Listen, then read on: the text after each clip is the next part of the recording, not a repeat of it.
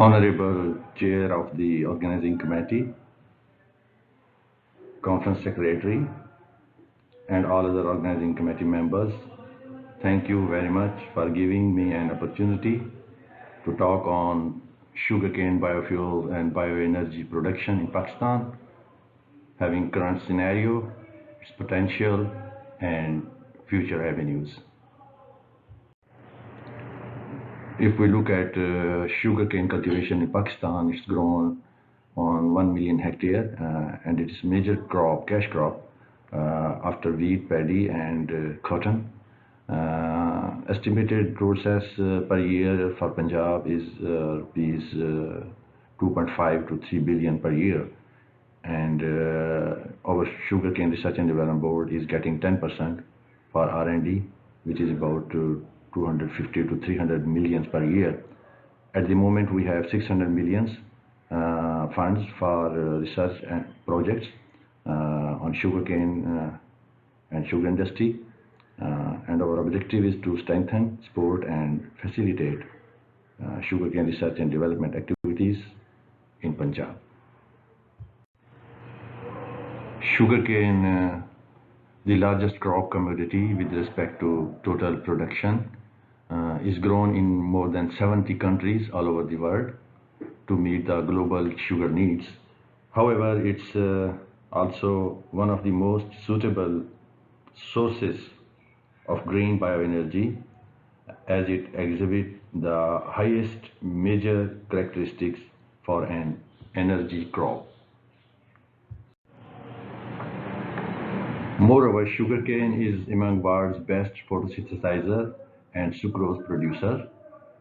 Sugarcane record the greatest output to input ratio for biofuel engenderment, making it one of the most efficient crops of the purpose. Sugarcane also addresses one of the major concerns against biofuel crops, that is food security, as it yields huge biomass supplying lignocellulosic material, source of second generation biofuels, which does not affect the food production.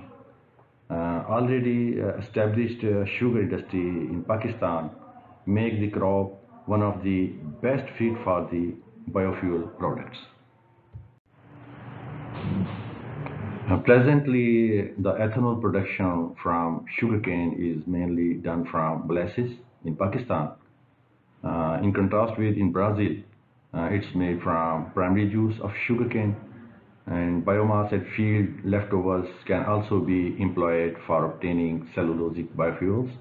However, the conversion of raw materials of the commodity into cellulosic biofuel is extremely intricate. Therefore, sugarcane can be excellently utilized producing biofuels along with traditional production of cane sugar. As we know that Pakistan is facing huge electricity shortfalls since many years. Thus, sugar industry in Pakistan can play important role in diversifying Pakistan's energy matrix through following means. One is by reducing oil imports, and the second one adding bioelectricity to the national grid. This is the sugar industry map of Pakistan. You can see there are about 90 sugar mills in Pakistan having installed capacity to produce 10 million tons of refined sugar, but our domestic requirement is only 5 million tons. Therefore, the surplus raw material, instead of making sugar, can be converted into biofuels, and that could improve our economy at national level. Among most produced commodities in Pakistan, you can see sugarcane is on top of the list. At the moment, we are getting about 70 million tons of production from sugarcane crop in Pakistan. Agro-industrial value chain has two components. One is agriculture and the other industrial. In agriculture, we started it from soil preparation, planting, and harvesting. And for industrial level, it start from extraction of sugarcane, then treatment of the juice, its fermentation, distillation process, and the most important is cogeneration. Top electricity sources of Pakistan are nuclear, 4%, hydro, 31%, and fossil fuels, 65%. Production of biofuels at industrial level in Pakistan in sugar industry is the only feasible option as alternate sustainable replacement of fossil fuel. This table shows Pakistan's primary energy by fuel type. Reserves for natural gas are 0.4 trillion cubic meters. For coal, 3064 million tons. And production for natural gas, 34.7 billion cubic meters. And production of coal is 1.8 million tons oil equivalent. And the electricity that can be generated from this production is 123.9 tetrawatt hours. In contrast with the reserves and production, look at the consumption of Pakistan primary energy by fuel type. Natural gas 40.7, oil 29.2, coal 7.1, nuclear energy 1.8, hydroelectricity 7, renewable energy only 0.8, and the total is 80.90 million ton oil equivalent. This is the potential of electricity that can be generated on tons gains per day crushing with existing technology. This is the data of the last 6 years from 2008 to 2014. Number of sugar mills 18, and the most important figure is the surplus electricity. In last column you can see we can produce 529 megawatt of electricity with existing technology. Potential of electricity generation tons gain per day through cogeneration technologies. You can see in last column the surplus electricity produced in 2013-14 was 2773 megawatt. This table shows name of companies reported by NEPRA in 2020 having fuel type bagasse, and the total production of the sugar mill based companies, the 17 companies, is 496.63 megawatt. Amongst one of the best opportunities is trash management of sugarcane, being done in most of the countries like Argentina, Brazil, Australia, USA.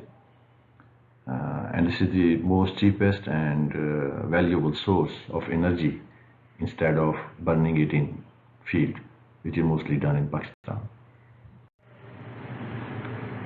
This table shows energy potential of sugarcane trash in Pakistan from last 3 years. The cane production was 75.48 tons in 2020, and trash available was 7.548 million tons, and thermal energy available from the trash was 50572940 gigajoules, and the power potential in gigawatt was 14367.312 for 2020.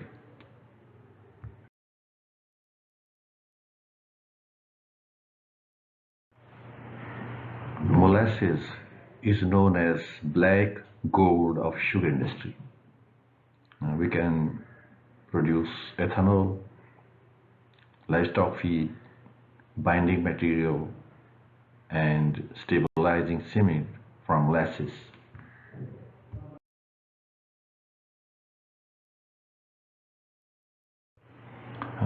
Other uses of molasses are making brewing, baking, feed yeast, production of citric acid, casting molds, as well as food products.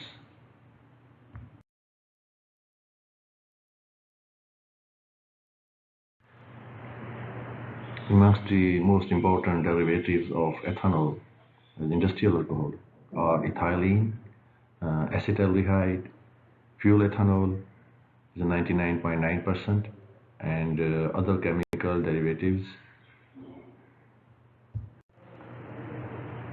This table shows data of export of undenatured ethanol from Pakistan from 2010 to 2017.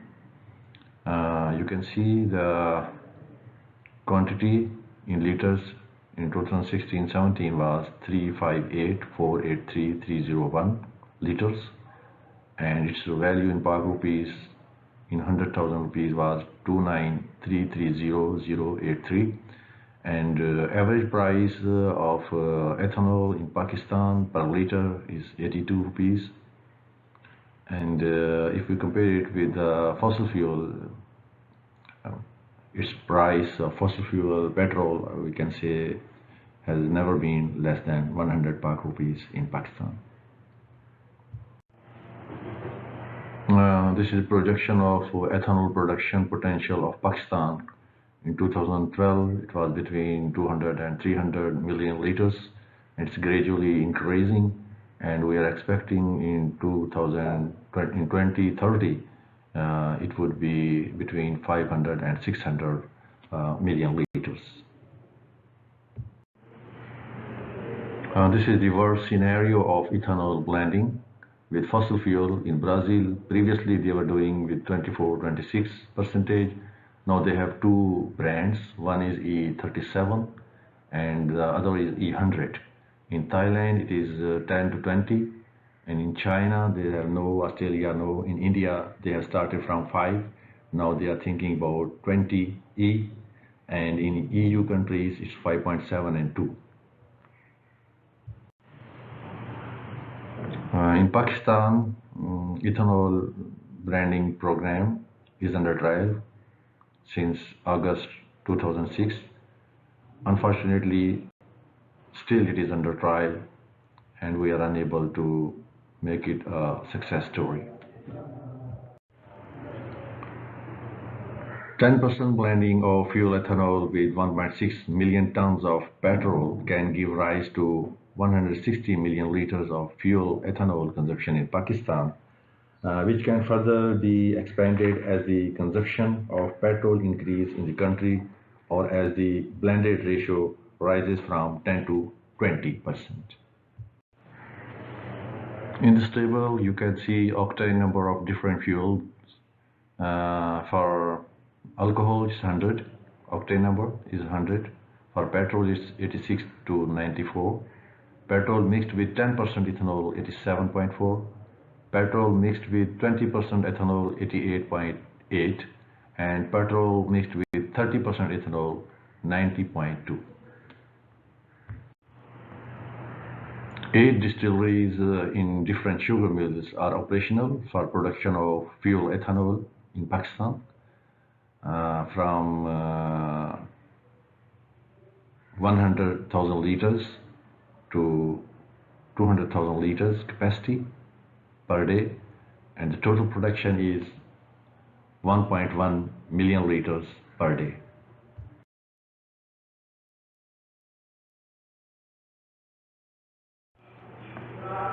Look at the Brazilian model. In 70s, their crop crushing duration was 6 months, and today they are crushing the crop for 9 months, and they are planning to extend the crop crushing for 11 months with sweet sorghum. Unfortunately, in Pakistan, our crop crushing duration is only 4 months, and crop maturity duration is only 8 months. And we have started trials, and we are giving funding on trials for the sweet sorghum, and hopefully we will be able to get the data within 2-3 years. Ethanol use, not limited to cars, ethanol powered buses, flex fuel for motorcycles, aeroplane, production of bioplastics, polyethylene, production of diesel from sugarcane at commercial scale by 2010, and production of biobutanol. The 6 bios of sustainability. This is the Brazilian model.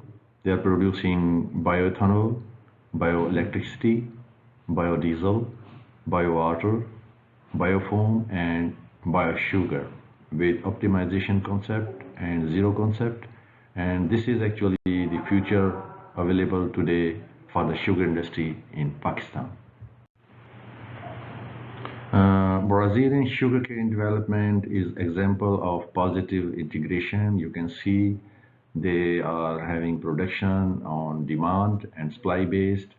34% is the sugar produced with 20% production of anhydrous ethanol and about 44% of hydrous ethanol. Ethanol's role has remained limited in Pakistan's energy matrix. Attempts to enhance its position as fuel blend have not produced significant results because of lack of planning and implementation in this multi-stakeholders sector. It can be anticipated that sugarcane bioethanol may be emphasized again in upcoming policies. Nevertheless, keeping in view the availability of molasses, current economic scenario of the country, and its commitment toward climatic and socio-economic goals. The scope of sugarcane-based cogeneration of bioelectricity as holds great potential to tackle the electricity deficit in the Pakistan.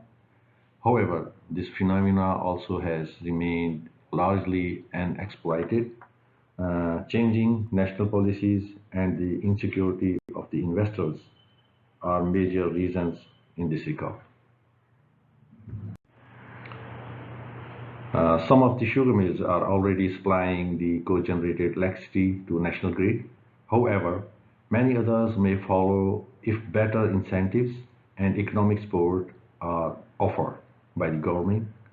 What's my final conclusion is that Pakistan is suffering from energy shortage, and therefore renewable sources like sugarcane can contribute significantly toward ethanol blended fuels as well as co-generated electricity for the country.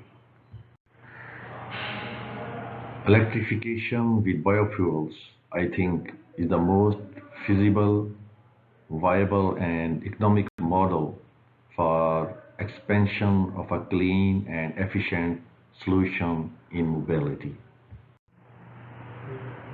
We are delighted to acknowledge Shahid Limited, President PSST, National Electric Power Regulatory Authority, Pakistan Bureau of Statistics, Pakistan State Oil, and Pakistan Sugar Journal. Thank you very much again, NED UET, and especially Department of Chemistry to hold this most valuable event at international level.